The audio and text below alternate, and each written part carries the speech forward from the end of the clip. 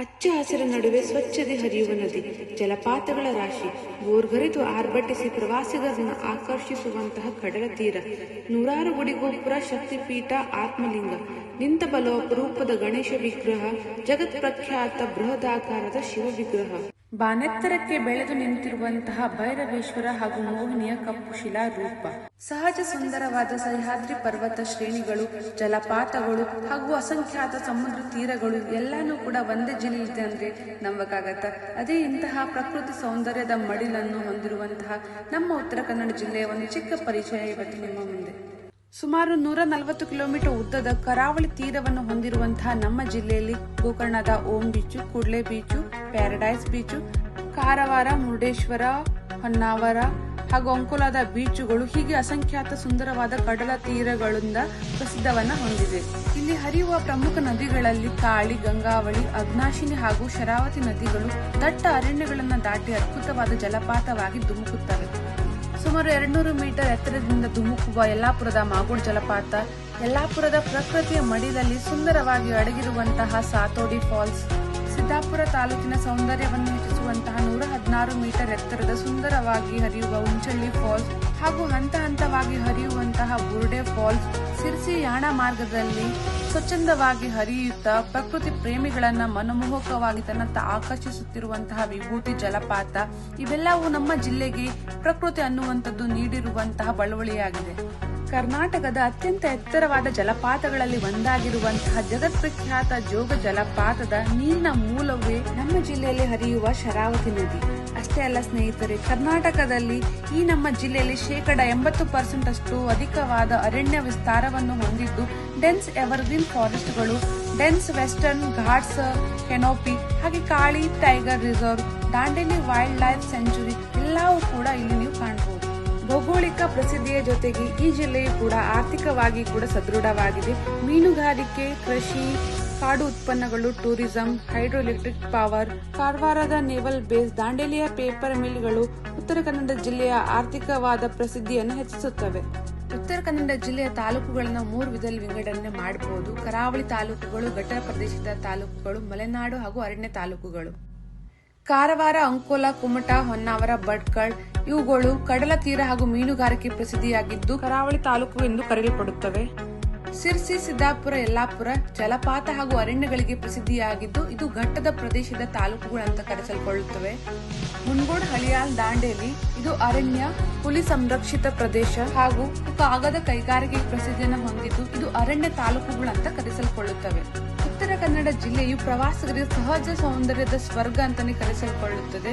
ಇಲ್ಲಿ ಪ್ರಕೃತಿ, ಪರ್ವತ, ಜಲಪಾತ, ಕಡಲ ತೀರದ ಜೊತೆಗೆ ಪ್ರಸಿದ್ಧವಾದ ದೇವಾಲಯಗಳು ಕೂಡ ಸಾಕ್ಷಿಯಾಗಿವೆ. ಇನ್ನು ಪ್ರಸಿದ್ಧವಾದ ದೇವಾಲಯಗಳಲ್ಲಿ ಮಹಾಬಲೇಶ್ವರ ದೇವಸ್ಥಾನ ಗೋಕರ್ಣ ದಕ್ಷಿಣ ಕಾಶಿ ಎಂದೇ ಪ್ರಸಿದ್ಧವಾಗಿದೆ.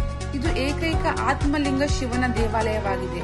ಹಾಗೂ ಅರಬ್ಬಿ ಸಮುದ್ರ ತೀರದಲ್ಲಿ ಅದ್ಭುತವಾದ ಶಿವ ಮೂರ್ತಿಯನ್ನು ಹೊಂದಿರುವಂತಹ ಮುರುಡೇಶ್ವರವು ಕೂಡ ಜಗತ್ ಪ್ರಖ್ಯಾತವಾಗಿರುವಂತಹ ಉತ್ತರ ಕನ್ನಡದ ಒಂದು ಫೇಮಸ್ ಟೆಂಪಲ್ಗಳಲ್ಲಿ ಒಂದು. ನಿಂತ ಭಂಗಿಯ ಬಲು ಅಪರೂಪದ ಗಣೇಶನ ವಿಗ್ರಹವನ್ನ ನೀವು ನೋಡಕ್ಕೆ ಸಿಗುವಂತದ್ದು ನಮ್ಮ ಉತ್ತರ ಕನ್ನಡ ಜಿಲ್ಲೆಯ ಇಡಗುಂಜಿಯಲ್ಲಿ. ಕೋಟಿ ತೀರ್ಥ ಗೋಕರ್ಣ ಪವಿತ್ರವಾದ ಹೊಂಡ ಹಲವಾರು ದೇವಾಲಯಗಳ ತಾಣ ಅಂತಾನೆ ಕರೆಸಿಕೊಳ್ಳುತ್ತದೆ. 16ನೇ ಶತಮಾನದಲ್ಲಿ ನಿರ್ಮಿತವಾಗಿರುವಂತಹ ಜಗತ್ ಪ್ರಖ್ಯಾತ ಜಾತ್ರೆಗಳನ್ನ ಹಾಗೆ ಲಕ್ಷಾಂತರ ಭಕ್ತರನ್ನ ಹೊಂದಿರುವಂತಹ ಸಿರ್ಸಿಯ ಮಾರಿಕಾಂಬೆ ದೇವಸ್ಥಾನವನ್ನ ಕೂಡ ನೀವು ಉತ್ತರ ಕನ್ನಡದಲ್ಲೇ ನೋಡಬಹುದು.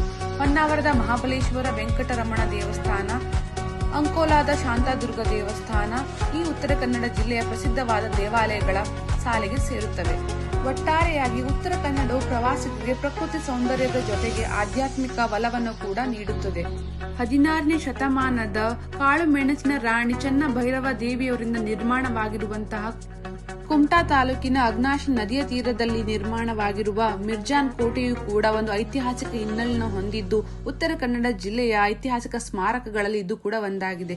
14ನೇ ಹಾಗೂ 15ನೇ ಶತಮಾನಕ್ಕೆ ಸೇರಿರುವಂತಹ ಉತ್ತರ ಕನ್ನಡ ಜಿಲ್ಲೆಯ ಸಿದ್ದಾಪುರ ತಾಲೂಕಿನ ಜೈನ್ ಬಸದಿಗಳು ಕೂಡ ಉತ್ತರ ಕನ್ನಡದ ಜೈನ್ ಪರಂಪರೆ ಹಾಗೂ ಶಿಲ್ಪಕಲೆಗೆ ಸಾಕ್ಷಿಯಾಗಿ ಉಳಿದಿವೆ.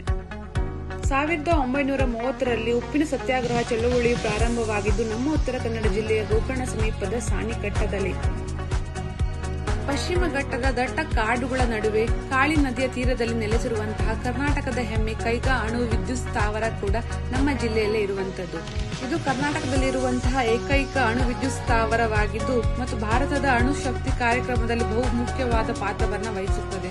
ಇಂದು ಕೈಗಾ ಕರ್ನಾಟಕದ ಹಸಿರು ನೈಸರ್ಗಿಕ ಸೌಂದರ್ಯದ ನಡುವೆ ನಿಶ್ಶಬ್ದವಾಗಿ ಬೆಳಕನ್ನು ಹರಡುವ ತಂತ್ರಜ್ಞಾನದ ಶಕ್ತಿಯ ಸಂಕೇತವಾಗಿದೆ. ಚುಟುಕು ಬ್ರಹ್ಮ ಅಂತ ಕರೆಯಲ್ಪಡುವಂತಹ ದಿನಕರ ದೇಸಾಯಿ ಹುಟ್ಟಿದ್ದು ಇದೇ ನಮ್ಮ ಉತ್ತರ ಕನ್ನಡ ಜಿಲ್ಲೆಯಲ್ಲಿ.